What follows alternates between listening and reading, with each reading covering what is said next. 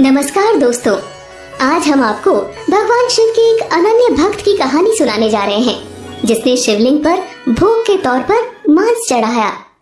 पौराणिक कथाओं के अनुसार कन्पा न्यानार नामक एक शिकारी हुआ करता था। एक बार वो जंगल में शिकार करने गया था, तभी वहाँ उसे एक मंदिर दिखाई दिया। वो मंदिर की तरफ आगे बढ़ता चला गया।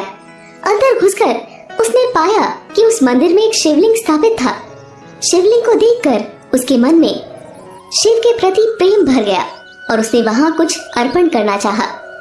शिकारी ने सोचा, ये तो बड़ा ही अद्भुत शिवलिंग है। मैंने सुना है कि जब हम भगवान के मंदिर में दर्शन करने जाते हैं तब हमें कुछ ना कुछ चढ़ाना पड़ता है, लेकिन मुझे समझ में नहीं आ रहा कि कैसे और किस विधि से ये काम करते हैं। मेरे पास अभी शिकार किया हुआ ताजा मांस पड़ा है। एक काम करता हूँ, ये शिवलिंग पर चढ़ा देता हूँ। शिकारी ने भोलेपन में उस मांस को शिवलिंग पर अर्पित कर दिया और वहाँ से चला गया। उस मंदिर की देखभाल एक ब्राह्मण करता था, जो उस मंदिर से बहुत दूर रहता था। हालांकि वो शिव भक्त था, लेकिन हर दिन इतनी दूर शिव मंदिर आना बहुत ही दुर्लभ कार्य था। इसीलिए वो केवल 15 दिनों में एक बार ही आता और मंदिर की साफ सफाई कर, शिवलिंग की पूजा कर, भोग लगाता और चला जाता। अगले दिन जब ब्राह्मण वहां पहुंचा तो शिवलिंग के ऊपर मांस पड़ा देख वो भौचक्का रह गया। उसने तुरंत मांस को हटाया और माफी मांगने लगा। हे भोले शंकर, ये क्या? शिवलिंग पे मांस? जरूर किसी जानवर का काम होगा। मुझे माफ कर दीजिए भगवान, आगे से ऐसा नहीं होगा। ब्राह्मण ने मंदिर की सफाई करके पूजा पाठ किया और वापस घर लौट गया। अगले दिन वो शिकारी वापस मांस अर्पण करने के लिए आया। ऐसे ही वो हर रोज मंदिर आता है और घंटों बैठकर शिवलिंग के सामने अपने दिल की बात कहता। एक दिन जब वो मंदिर पहुंचा तो उसने शिवलिंग पर थोड़ा धूल देखा। उसने सोचा, ये शिवलिंग कितना गंदा हो रहा है, क्यों ना मैं इसकी सफाई कर दूं? मगर मेरे पास पानी लाने के लिए कोई बर्तन नहीं है। हाँ, एक उपाय है। पास में एक झरना है, मैं अपने मुंह में पानी भरकर यहाँ तक पानी ला सकता हूँ।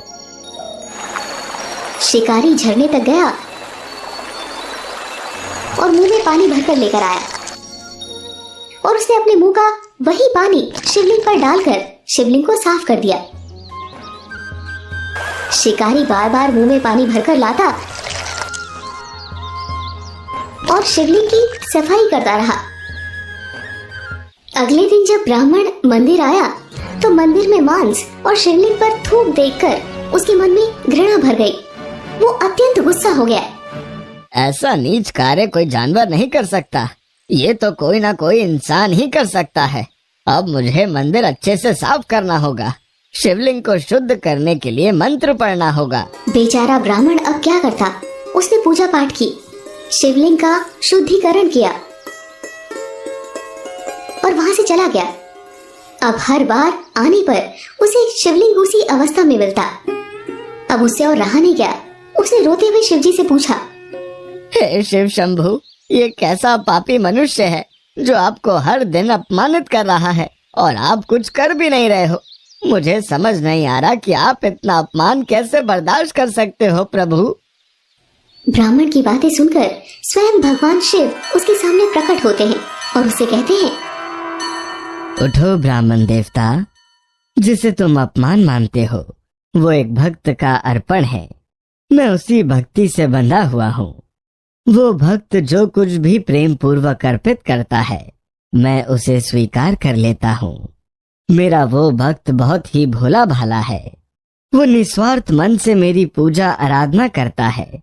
अगर तुम उसकी भक्ति की गहराई देखना चाहते हो तो कल सुबह मंदिर के पास में कहीं छिप जाना और दूर से उसे देखना।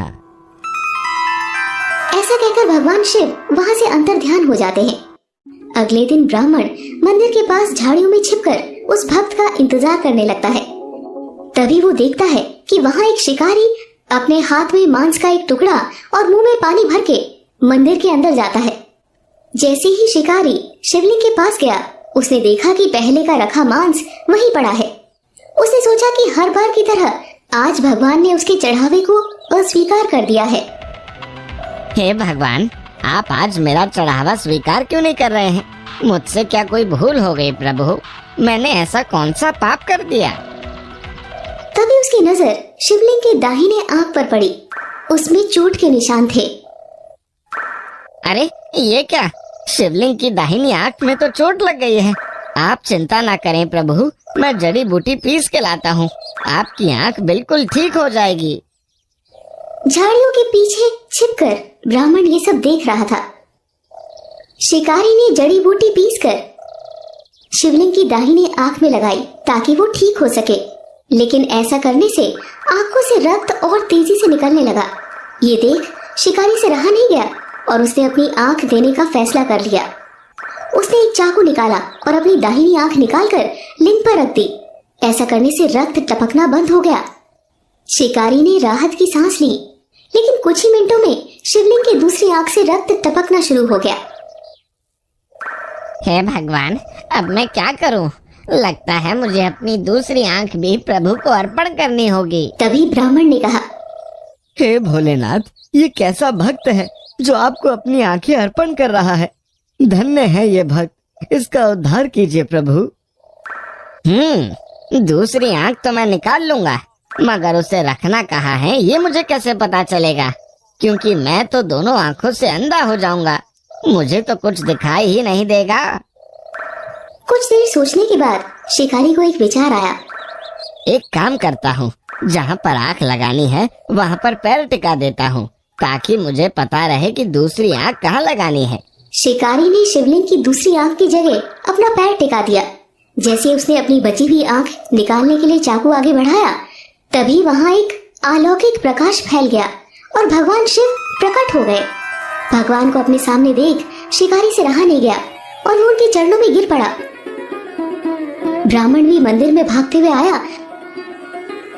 और हाथ जोड़कर भोलेनाथ के चरणों में गिर पड़ा। ब्राह्मण, देखो, ये मेरा प्रिय भक्त है, कनप्पा नायनार। कनप्पा मतलब आंखें अर्पित करने वाला, नायनार मतलब शिव भक्त। आज से पूरी सृष्टि तुम्हें इसी नाम से पुकारेगी। शिकारी ने कहा, प्रभु, आपके दर्शन पाके मैं धन्य हो गया हूँ। आपने मुझे नया नाम देकर मेरा उद्धार कर दिया है भगवान। भगवान शिव ये सब सुनकर मुस्कुरा देते हैं। उनके आशीर्वाद से कनप्पा की आंखों की रोशनी वापस आ जाती है। वो हाथ जोड़कर भगवान शिव के चरणों में लेट जाता है। उसी दिन से उस शिकारी को कन्नप्पा नायनार के नाम से जाना जाने लगा। तो दोस्तों, आपको हमारी कहानी कैसी लगी हमें कमेंट करके जरूर बताएं। ऐसी और भी कहानियां सुनने के लिए हमारे चैनल को लाइक और शेयर जरूर करें। धन्यवाद।